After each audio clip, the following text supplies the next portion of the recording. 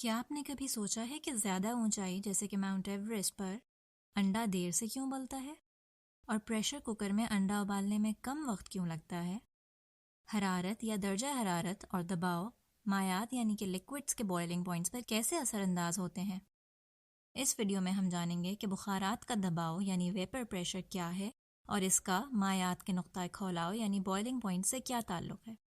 ہم اس موضوع پر بھی بات کریں گے کہ درجہ حرارت اور پریشر مائعات کے بوائلنگ پوائنٹس کو کس طرح متاثر کرتے ہیں۔ کھلی ہوا میں رکھے ہوئے پانی کے اس گلاس کو ذرا غور سے دیکھیں۔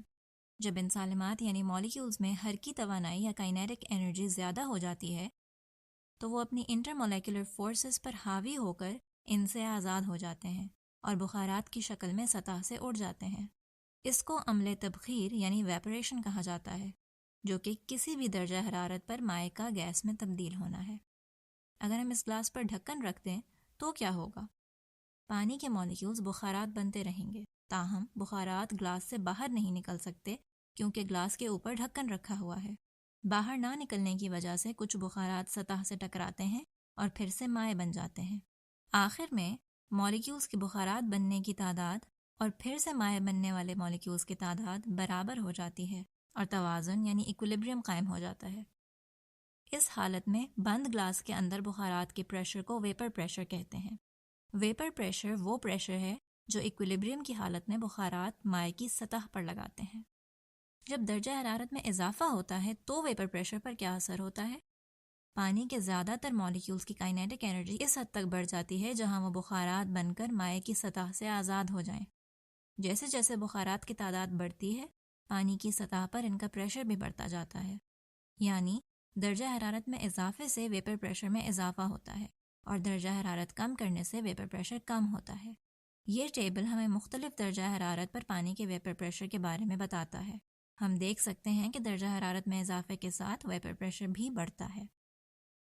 ویپر پریشر کا تعلق مائع کے بوائلنگ پوائنٹ سے بھی ہوتا ہے۔ بوائلنگ پوائنٹ وہ درجہ حرارت ہے جس پر مائع کا ویپر پریشر فضائی دباؤ یعنی ایٹماسفیرک پریشر یا ایکسٹرنل پریشر کے برابر ہو جاتا ہے۔ عمل تبخیر یعنی ایواپوریشن صرف مائع کی سطح پر ہوتا ہے، جبکہ ابلنے کا عمل پورے مائع میں ہوتا ہے۔ یہی وجہ ہے کہ ہم پورے مائع میں بلبلے بنتے ہوئے دیکھتے ہیں۔ کیا آپ بتا سکتے ہیں کہ ماؤنٹ ایوریسٹ پر پانی 71 ڈگری پر کیوں ابلتا ہے؟